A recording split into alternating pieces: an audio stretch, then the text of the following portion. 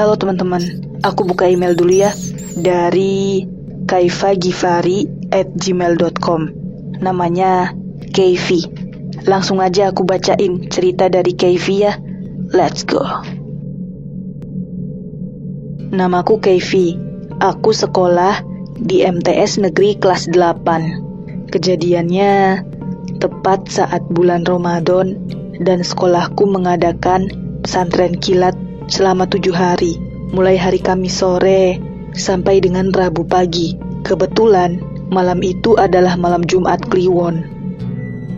Sore itu masih biasa, tidak ada apapun.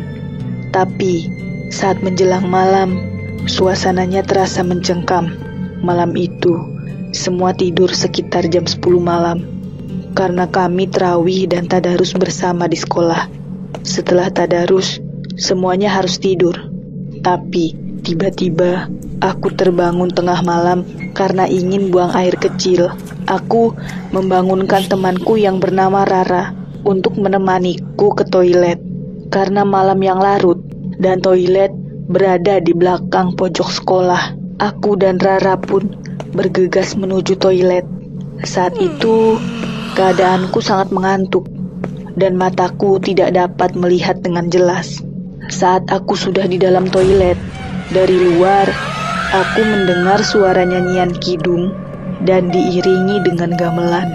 Aku mencoba menenangkan pikiran dan berpikir kalau Rara yang di luar sedang main HP dan tidak sengaja menyetel lagu kidung. Kemudian pintu toiletku bergetar, seperti ada yang mengetuk. Kukira itu adalah Rara yang juga ingin buang air kecil. Kupanggillah ia. "Ra, kenapa Ra?" Tak ada jawaban apapun. Aku mulai takut dan khawatir. Tidak lagi berpikiran jernih. Segera aku berteriak sekencang-kencangnya, memanggil nama Rara. Tidak ada lagi jawaban, meski aku sudah berteriak dengan sangat kencang. Tiba-tiba lampu berkedip cepat. Segera aku membasuh lantai dan menyalakan air keran. Tapi bukanlah air yang mengalir, melainkan darah. Aku sangat syok hingga hampir membuat aku pingsan karena jantungan. Bau darah itu sangat amis dan membuatku pusing hingga pandanganku gelap. Bangun dari pingsanku, aku sudah berada di UKS. Banyak teman yang bertanya padaku apa yang terjadi. Mereka memberitahu kalau aku dan Rara pingsan di toilet. Segera aku menceritakan kejadian sebenarnya. Aku pun bertanya pada Rara yang sudah sadar lebih dulu tentang musik gamelan. Ternyata Rara pun mendengar suara kidung dan gamelan itu. Tapi Rara juga mendengar lolongan anjing 1 kali. Setelah itu, Rara pingsan. Menurut pengakuan temanku, dulu sekolah ini adalah rumah kosong dan agar tidak angker, dibangunlah sekolahan. Itulah cerita dari Keifi. Seru banget ya.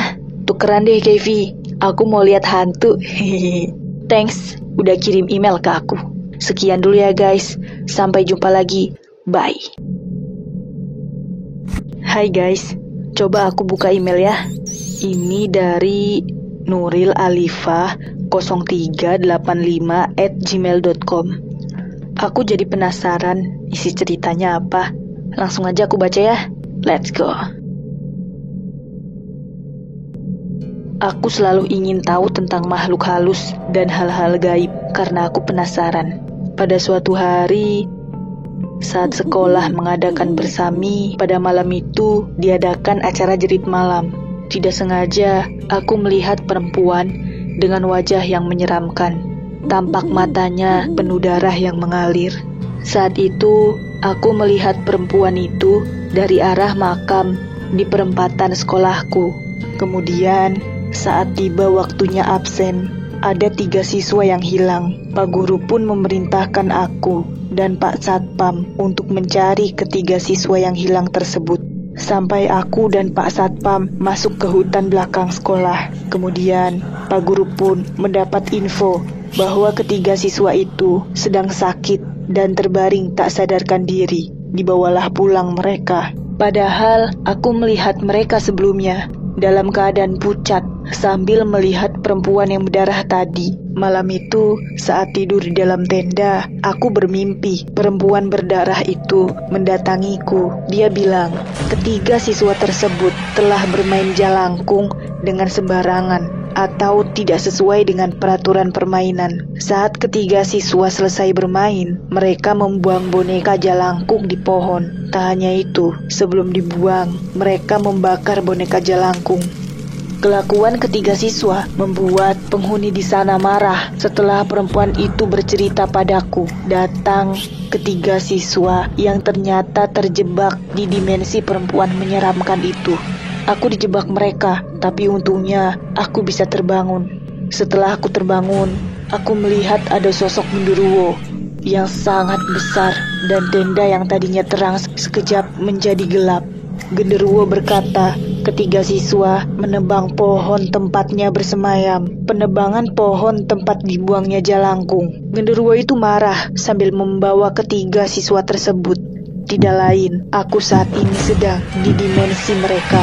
Genderuwo itu berkata, jika pihak sekolah tidak minta maaf, maka roh mereka akan dipenggal dengan penghuni yang ada di hutan belakang sekolah dan menjadikan sekolah tempat penghuni mereka semua yang ada di hutan. Aku tersadar, ternyata aku memang hanya bermimpi, tapi bukan sekedar mimpi. Tadi, aku baru saja masuk ke dimensi mereka. Keringatku membanjir dingin. Segera, aku menyampaikan kepada pihak sekolah. Dan sesegera mungkin, pihak sekolah meminta maaf. Akhirnya penghuni hutan pun tenang dan tidak lagi mengganggu siswa yang ada di sekolah. Sekian cerita dari Nuril. Seru ya guys. Thanks ya udah ngirim email ke aku Nuril. Sampai jumpa lagi teman-teman. Bye.